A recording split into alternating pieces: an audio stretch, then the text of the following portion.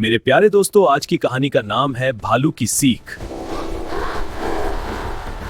एक छोटे से प्यारे गांव में अमन और करण नाम के दो दोस्त रहते थे।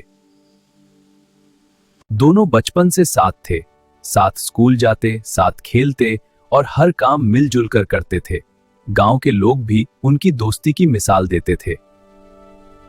एक दिन सुबह मौसम बहुत सुहावना था। हल्की ठंडी हवा चल रही थी, पेड़ों पर चिड़ियां चहचहा रही थीं और सूरज की सुनहरी किरणें खेतों पर चमक रही थीं।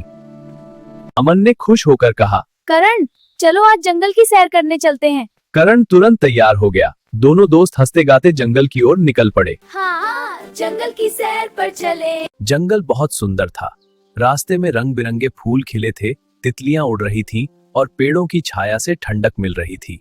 दोनों दोस्त बातें करते हुए आगे बढ़ते जा रहे थे। तभी अचानक झाड़ियों में तेज आवाज हुई। दोनों घबरा गए। अरे, क्या हुआ? कुछ ही क्षणों में सामने से एक बड़ा काला भालू निकल आया। भालू को देखकर करण बहुत डर गया। वह तुरंत पास के एक पेड़ की ओर भागा और जल्दी जल्दी उस पर चढ़ गया।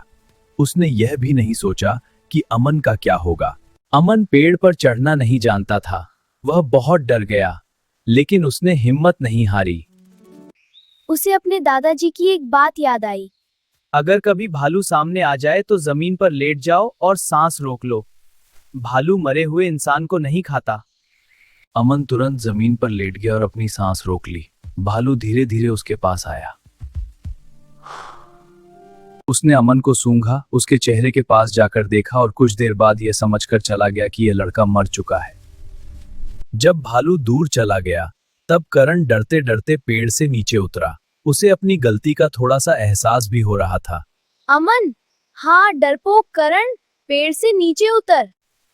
भालू ने मुझे एक बहुत जरूरी सीख दी है। क्या सीख? उसने कहा, मुसीबत के समय जो दोस्त साथ छोड़ दे, उससे दूर ही रहना चाहिए। यह सुनकर करण को अपनी गलती समझ आ गई। उसकी आंखें नम हो गईं। उसने शर्मिंदा होकर कहा, अमन, मुझे माफ कर दो। मैं डर गया था, लेकिन मुझे तुम्हें अकेला नहीं छोड़ना चाहिए था। मैं वादा करता हूँ, अब हमेशा तुम्हारे साथ रहूंगा। अमन ने मुस्कुराकर उसे माफ कर दिया। दोनों दोस्त हाथ पकड़कर गांव की ओर लौट पड़े। उस दिन के बाद उनकी दोस्ती और भी मजबूत हो गई।